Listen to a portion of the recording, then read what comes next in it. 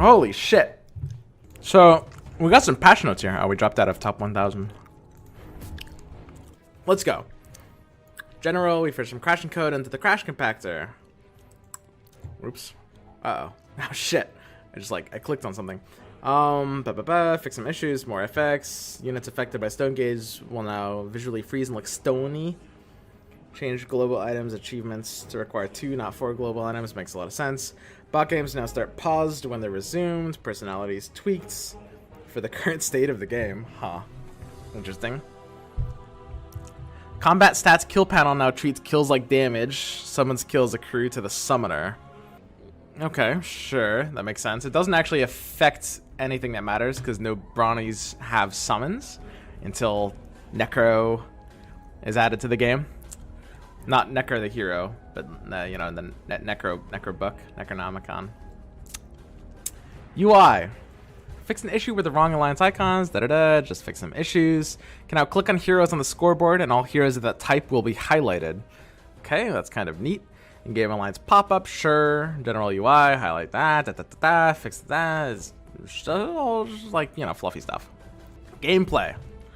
Fix an issue with ability targeting and summons where those abilities which start units by e.g. health or not properly excluding summons.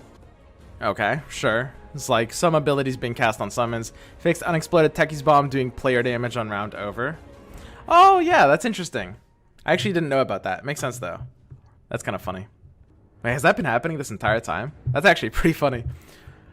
Frosty's pointing out that technically the summons thing with summons getting kills, you can put like a poaching knife on a Venomancer and it's technically better. That's funny. That is actually true. Almost makes no difference to gameplay, but it is true. Alliance changes. Elusive level 3 alliance, 9 heroes. Changed from all units gain 75% evasion to all heroes gain 75% evasion.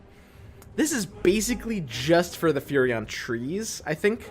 Because when you're in 9 elusives, and when your last unit is like a Terrorblade, a Slark, or a Dragon Knight, your only non-hero units are just the the Furion logs that come out, right? I don't think there's anything else. However, this actually does matter. I mean, this is not a gigantic nerf, but it's noticeable. I mean, the logs being able to have that extra 75% evasion did actually matter. That was some part of the strength of this build in terms of like the buff that happened. I don't think it's a huge part, but it did matter. Demon Hunter. Level 2 alliance, 2 heroes changed from invalidate your opponent's demon alliance bonus. All demons gain 50% pure damage, and all demon hunters gain 50% pure damage. Okay, this is interesting. I'm curious how they'll nerf this. To invalidate your opponent's demon alliance bonus, all demon and demon hunters units gain 50% pure damage. So it's just Terrorblade no longer gets the double bonus. That's the only change. So Terrorblade has 50% less damage. I think that's fine. That seems fair. I don't think Terrorblade needed a bigger nerf than that. And it, interestingly enough, means that you might be more fine stacking demons now. It's still decent.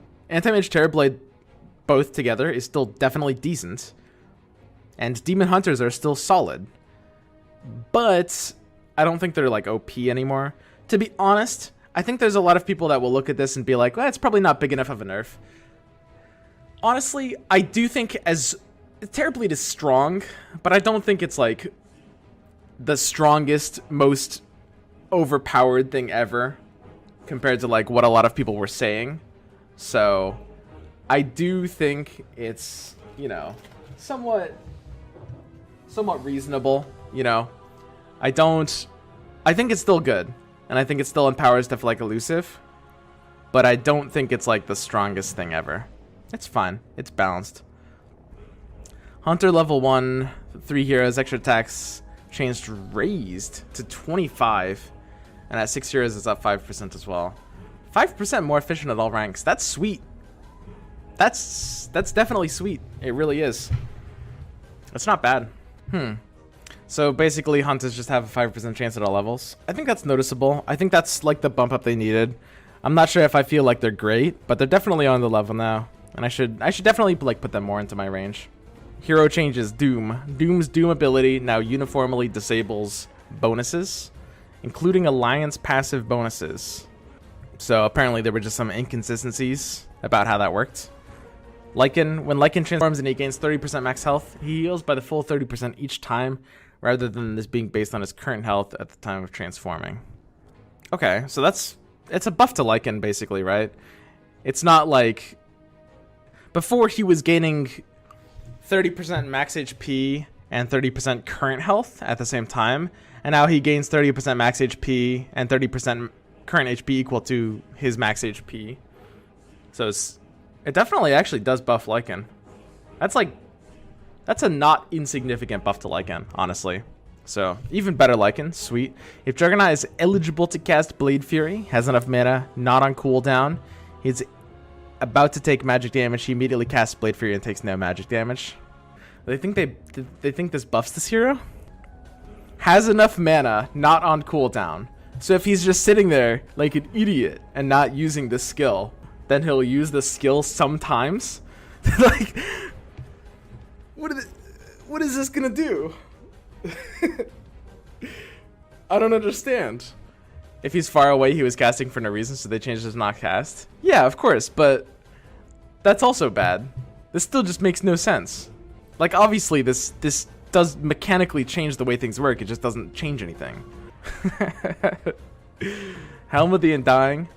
Undying units, if they are in the Undying state, will never deal damage to the opponent, but will still count when determining which side won a round. Okay, sure. That makes sense. That's interesting. I figured they might have nerfed this in a slightly different way. I thought they would have made it like 3 seconds instead of 4. Honestly, people are kind of over exaggerating how powerful this item is. It's a pretty decent item. I recently updated. I went through with Frosty and kind of decided on like where I felt like all the items were in terms of the power level of each of them. I updated my tier list. You can see in chat, you can type ! tier list. And I put Helmet and Dying up pretty high on that. It's like probably the top of tier 2 except for Fall from Grace. It's good, but it's not like, there's a lot of people saying it was like better than any like tier 3 item, which I think is just wrong. That's a bit of an exaggeration for sure. It's a good item. It is like at the top of tier 2 items. It's very strong, but I don't think it needed more of a nerf than like maybe making it 3 seconds instead of 4. And, I think this is fine. It's not really a nerf. It basically isn't really a nerf, yeah. It makes it feel a little bit less bad if you're playing against it, but it almost doesn't change your pick rate on this item. So, yeah, I think that's basically it. So, it's just a small smoothing out tweak. Hunters got quite buffed when you consider, well, not like really buffed, but when you consider this in addition to Lycan getting buffed in a notable way, Hunters feel a bit better, you know. Juggernaut's, I guess, better. Helm of the Undying is almost not changed, and Demon Hunters lose a little bit of their oomph, as well as the 9 elusive comp. I'm not too big of a fan of the 9 elusive comp right now. It's definitely something you can play in certain situations, but it's not something that's like so incredibly forcible, I think. It's good, but it's just situational that you would want to do it, I think. But yeah, I mean, that's it. It's a small balance patch. Not too much to talk about with this one. Just a smoothing out of certain things. Demon Hunters being a bit strong, Hunters being a bit weak, balancing it all out. So I definitely have to give more respect to Hunters here. It's still half a chainmail plus Undying buff. It's more than half a chainmail because the way like armor scales. Like 5 armor does more than half of 10. Like Frosty was saying it's about 70%, which sounds right to me. No more evade on bear. Bear? There was never any bear. It was just logs, right? Wow, glass is fixed. No. These are just, I accidentally am wearing just like the wrong glasses. This is much better. Undying unit still does damage to units that won the board. Yeah. It's just like player damage that it lost. Okay. Well, I guess we can just get into some games. I did drop out of top 1000 last night. Dude, the MMR creep is real. If you like don't play for like 12 hours right now, you lose like 100 ranks. Just because like, you know, right now the MMR system is just like a grind fest. It's like the player that plays the most ends at the top rank. There's a lot of top players that just aren't really playing right now because of it. I remember talking with I was seeing like some players. I think I might be misremembering. I think Grunt and Hoy were saying that it's like you just don't want to play right now. I feel the same way. It's like playing ranked. I guess they'll probably change it next week. I was hoping for a change in this week's patch, but it feels like playing ranked right now is like there's not that much incentive to be playing. Like, I don't mind just like, you know, playing with the method, with like the logic of just like trying to improve myself as a player. But you can't really just like grind out. Most MMR systems are kind of that way. Yeah, that's true, but it feels pretty excessive with this one. I mean, it is flawed by design, right?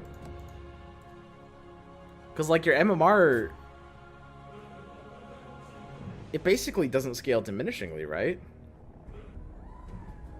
Like, you can just keep climbing forever. So if you play like 14 hours a day, you'll just end up with like top 10 MMR.